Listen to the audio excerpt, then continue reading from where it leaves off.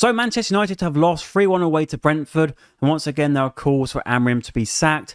And I'll get on to him shortly, but I just wanted to add a new voice to the conversation, because I don't know about you, I'm just getting really sick of hearing the same things from certain content creators and media outlets. It's all getting a bit boring, and I thought, why not add something different, hopefully, to what's being said. So this is why I've started this channel. My main channel is about film reviews, so feel free to check those out, but we're going to talk about football here, mainly Man United, but also other football as well. So in terms of Brentford and that game, the first 20 minutes, I mean, to be 2-0 down to those goals was just really frustrating. It's once again those avoidable goals we're conceding. It's like, you know, I don't mind if we concede to a moment of brilliance or a well-worked goal, but it seems to always be individual errors, and usually by people who have done those exact errors time and time before. So it's very frustrating to watch Man United at the moment. In terms of the Premier League, this is definitely Man United's worst performance so far, because even in the other results, you could see some glimpses of Amorim's system coming into fruition, seeing some decent build-up play and some good connections being built. But here, it was just too much of Man United trying to copy Brentford and beat them at their own game by doing things like long throws, where they felt like they were trying to adapt to them, which is not what we're supposed to be doing. We're supposed to be building a team where other teams adapt to us. It's great, obviously, for Sesko to get his first goal. That is a positive. He's now off the mark. But it was just very disappointing, and especially this was the first start for that new front three as well, with Cunha, Mbeumo, and Sesko. But you know, it's all great. The problem is, it's like building a house. When you have a loft conversion, it's like, oh, it's all nice and new upstairs, but the stairs are rickety and you're probably going to fall through them.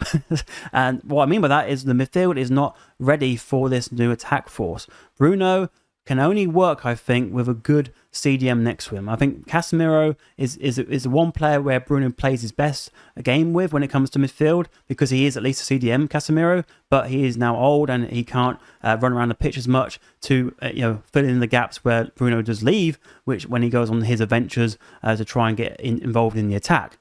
So United need to get a CDM. But United over the last decade have bought Casemiro, Matic, and Schneiderlin. They're not Fred, maybe. I mean, they haven't really bought that sort of player, like that Caicedo, that Kante sort of player, which United are craving.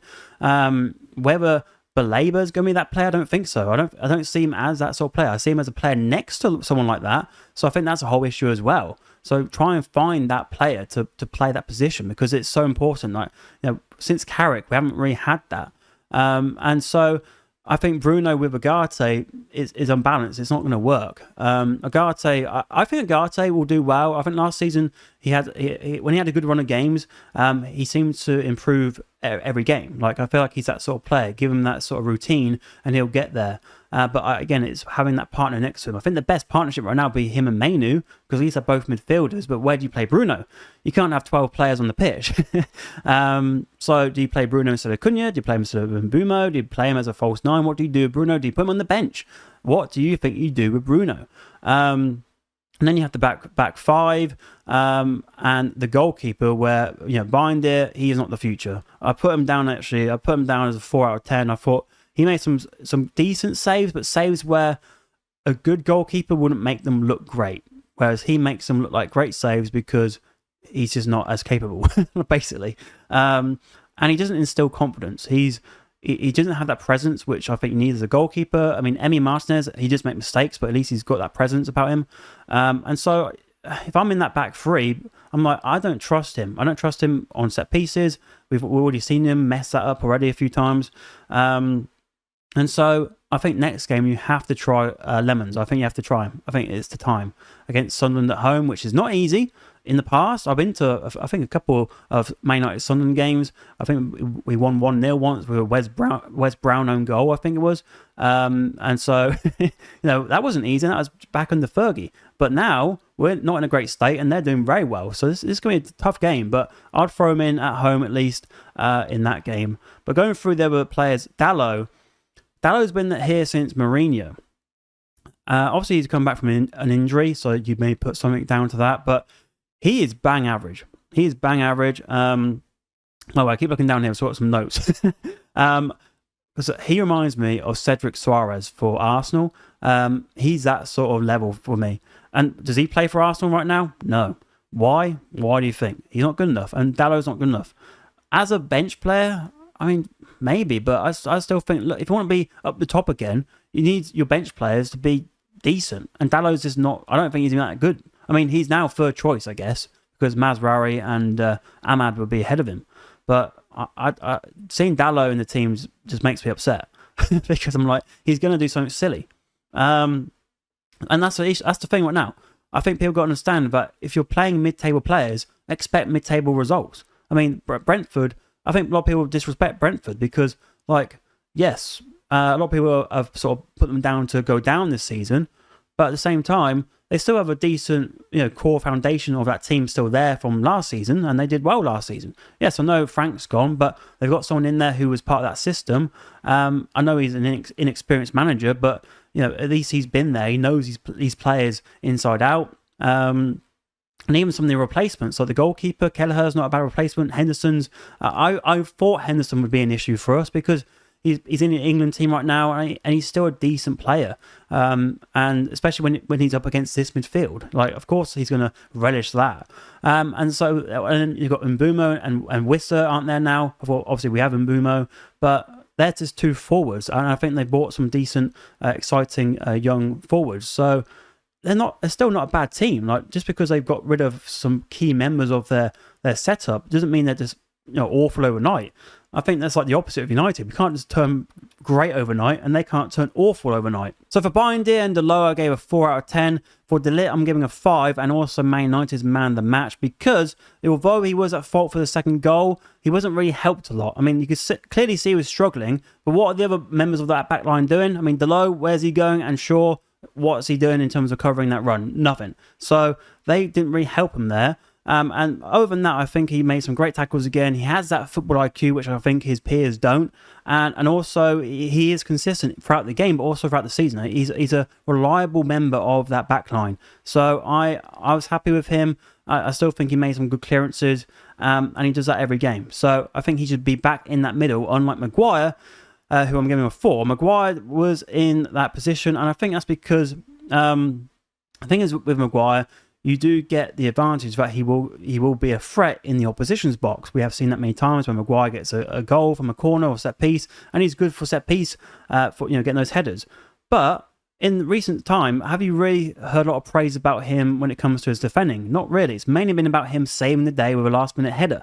But that's not his game. His game is defending. But a lot of the time, he's still making those errors. He's still not as bad as they were maybe a few years ago, but there are still errors in his game, and he's still, as we can see, not the quickest player. And I feel like going forward, we need players who have a bit of pace about them. Maguire really struggles with that.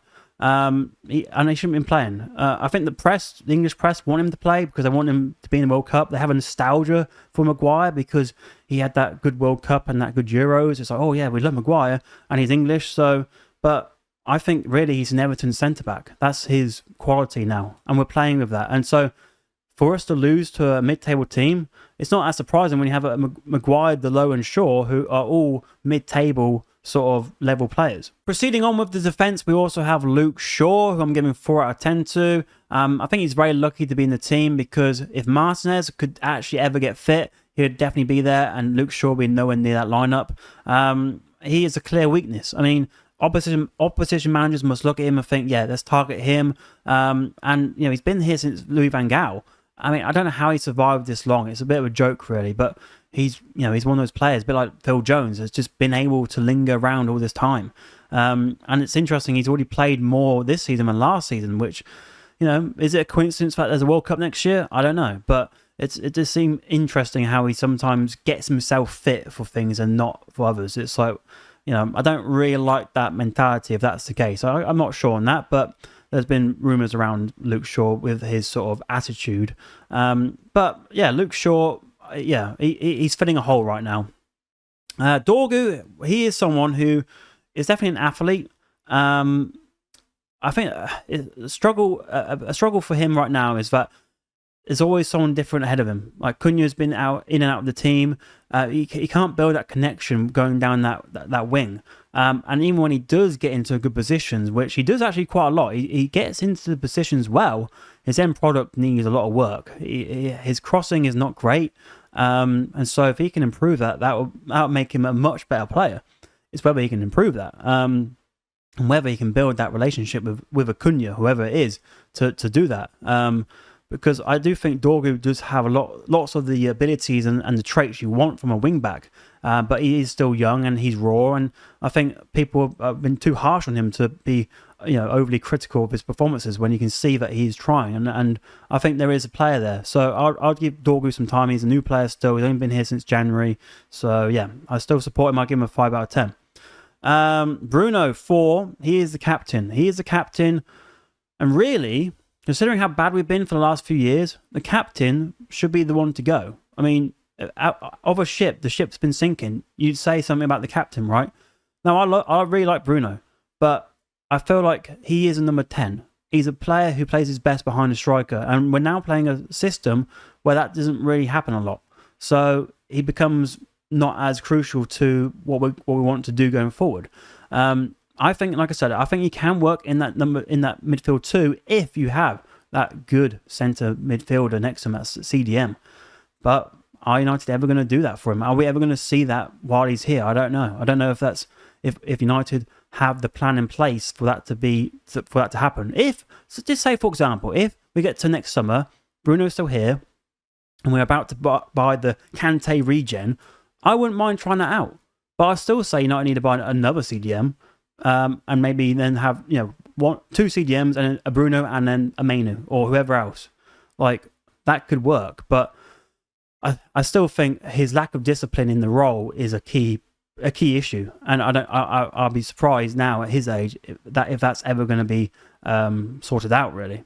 But I was also in terms of the Brentford game, his head seemed to drop after that penalty miss, and he did that as well against Fulham. And at that point, you're like, maybe just take him out of the team. Like, you can sub him off if that's really going to affect him that badly. He said even when the referee hit him in the Fulham game, that knocked him off his focus.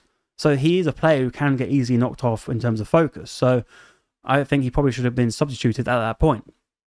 Also, do you change the penalty taker? He's missed 2 now. Do you maybe put Mbumo on penalties? I think now I probably would go for that because we have 3 new attackers. You'd hope maybe Sesko could be a penalty taker.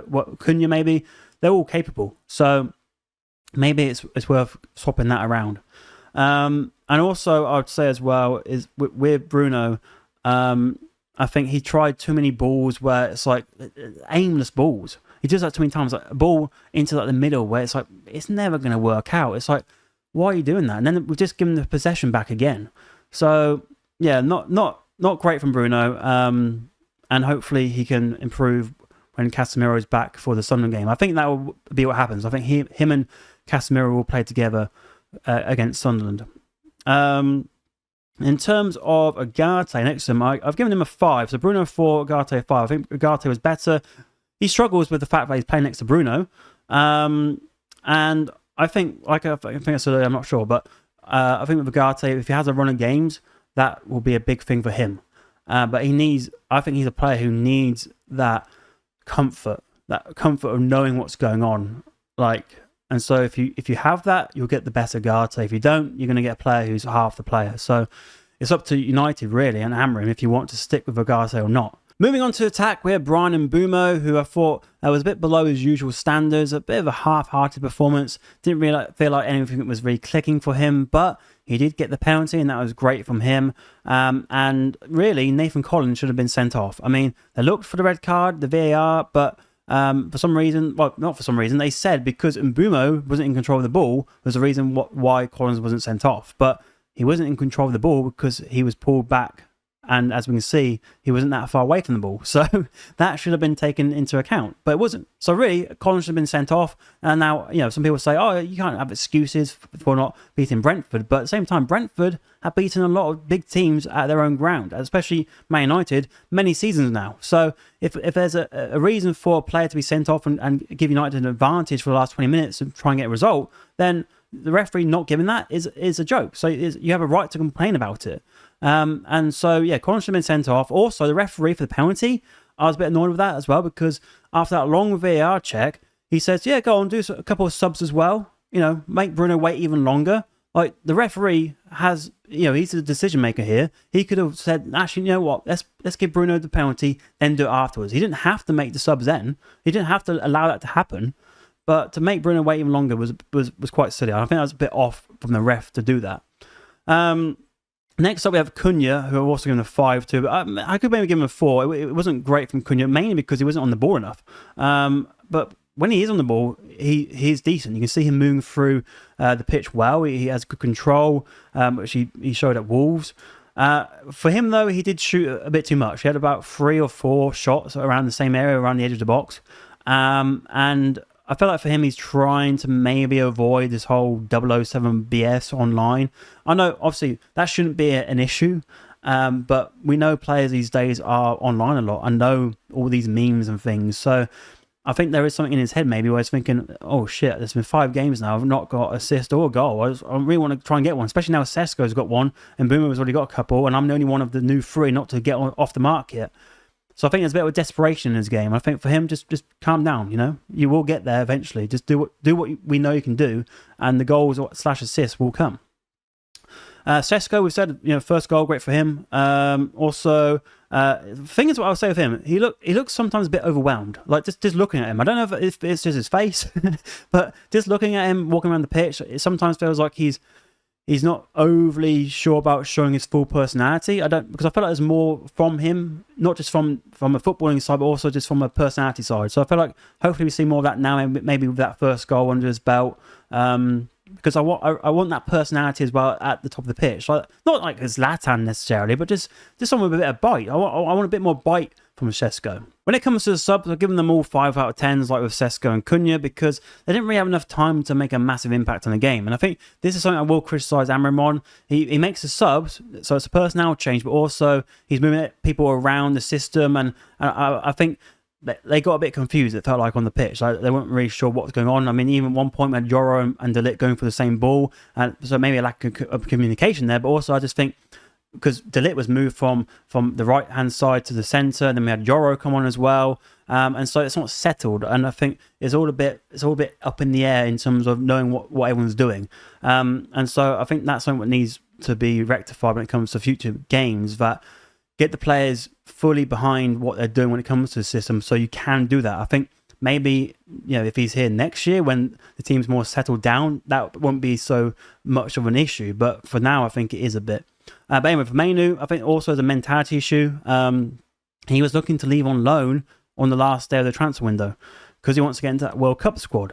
So it feels like, for me, he's focusing more on getting into that than Man United. Like, I think it's all come very quick for him. Like, he's obviously got an FA Cup winning goal.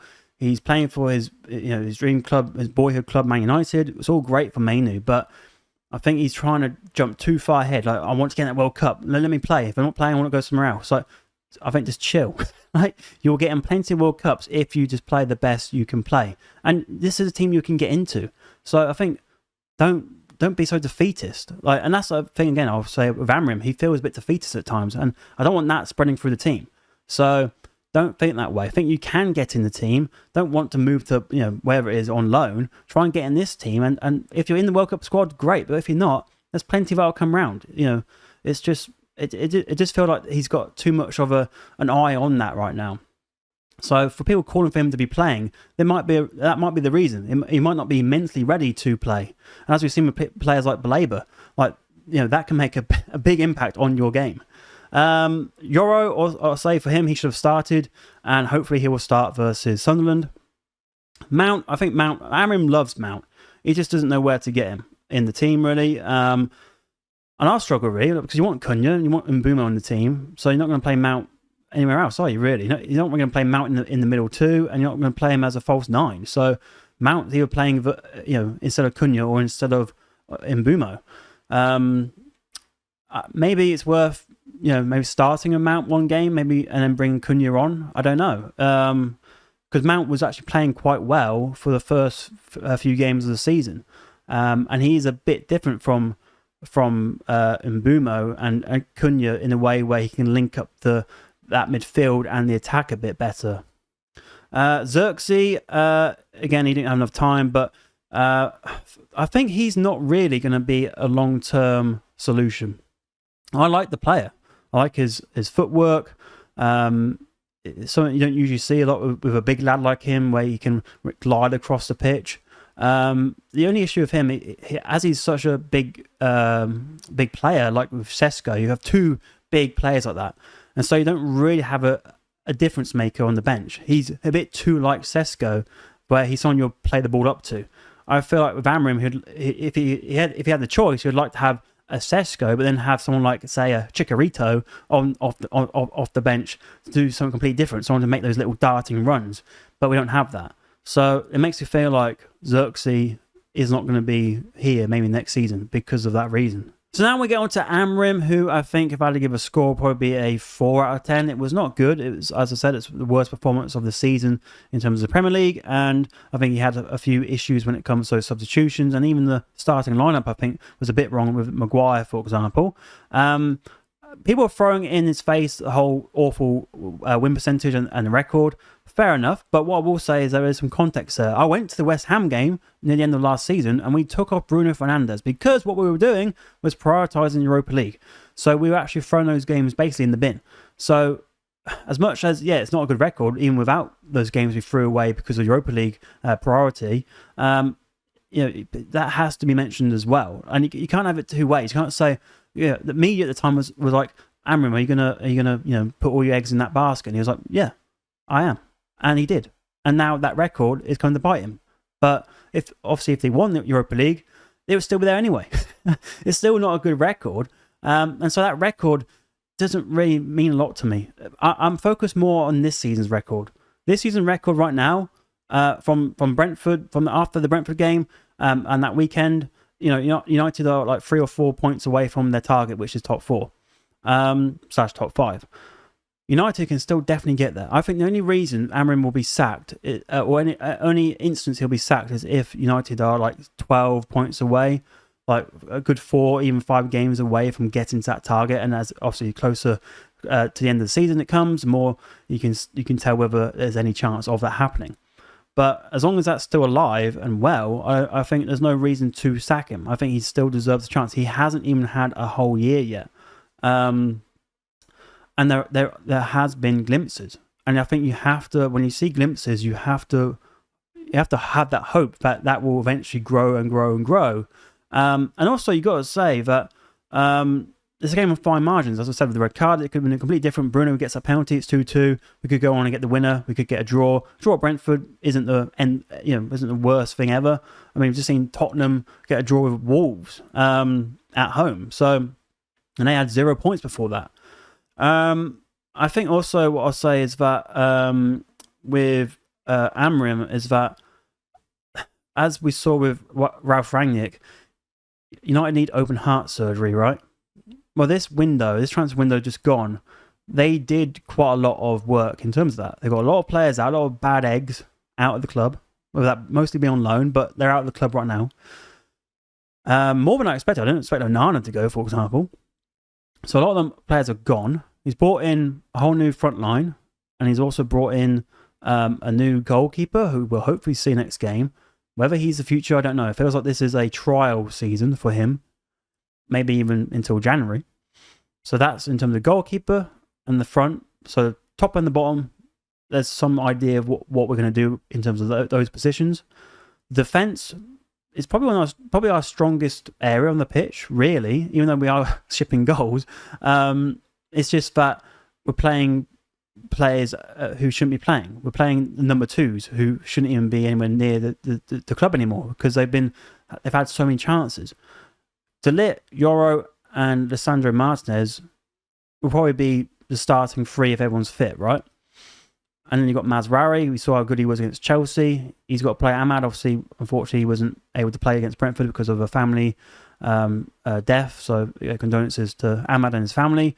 But Ahmad will eventually be back and he'll be a boost as well. Dorgu is young and he's on that left side. And a right wing back is definitely necessary. And maybe another left wing back because we've got Leon. But again, he's young as well as Dorgu.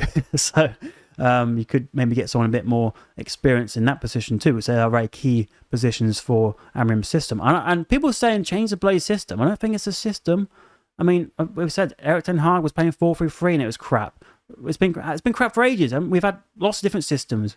I don't think it's a system issue. I think sometimes it is him picking the wrong players for the system, and also not having the players available. That's definitely a thing, and maybe confusing people, like I said, with the too many changes during the game. I think as well, there's just so I think with the media on him right now, it seems like you go online and you're seeing all these reports on like TalkSport or wherever else saying, "Oh, Gareth Southgate's being lined up," or but Graham Potter got mentioned as well. I think it's all bullshit. I mean, Simon Stone from the BBC came out and said Sir Jim Ratcliffe and the rest of the board aren't thinking of anything about that. There's no names lined up. And why is there? I mean, it's 6 games in. You can see how competitive this league is. You know, Chelsea lost at home to Brighton. I said Wolves drew as well away to Spurs. Palace beat Liverpool 2-1, deservedly so. And so, you know, City only 3 points above United. I think, like I said, unless the gap gets bigger and bigger, like we saw last season, there shouldn't be an issue. But this is so early to say sack him now, or even against Sunderland, sack him after that. It's ridiculous. And you got people like, you know, Ben Jacobs and Alex Crook who know nothing. All they're doing is putting guesses out there. And if it comes to fruition, then they'll be like, "Oh look, we called it. We are reliable." They're not. They're trying to be like Romano and Ornstein, who have shown to be reliable. But you got reports like that out there, and people like, you know, other content creators in the football space who are bigging these people up, who are just chatting shite. So I don't entertain that. When I see it, I'm like, yeah, it's just a load of nonsense. But unfortunately, it gets thrown around all social media because there's a whole, you know, there are people who want him gone. They want people want this merry-go-round to continue. I'm not saying I'm never going to be against Amorim, but the thing is, what I say with him is that I want to give him a chance. I want to finally get a team that has where we have a manager who can field 11 players, but which are all his players. We never had that. We've never had that. Since Fergie. We never had a manager actually be able to field a whole team of his own players. We've had, like I said, Van Gaal players are still here with Luke Shaw, Dalot, a Mourinho player. How are these players still here? I like the whole new strategy, you know, give them 2 years. I'll say maybe 3 for some, but you know, that 2 to 3 years, 3 years max sort of thing to make it United or you get moved on, I think I don't mind that. So those players need to go. Obviously, Casemiro's going to go in the summer. Maguire's going to go in the summer. Great. That's those 2 sorted out. Luke Shaw will hopefully find some solution for him. Dalot, I think, definitely as well. Get him out, and build those other slots. Like right now, it's like halfway through this open heart surgery. There's gonna be blood spurting out all over the place, and we're seeing some of that still happen. And so for people to think it's gonna be a nice clean operation, have you been watching Man United last decade? Like, what do you expect? So I'm behind Amorim. I think the whole media just are desperate to get him out because they just want to get a new name in. They're getting bored of this toy. They want a new toy to play with. But I think United just need to push through. They need to push through it. I think it will eventually come right. But what are your thoughts? What are your thoughts on this whole situation with Man United, whether you're a United fan or not? Let me know in the comments down below. As this is a new channel, please do subscribe if you want to see more videos like this. I will also link my main channel on the screen as well if you want to check out my movie reviews. But until next time, thanks for watching and take care.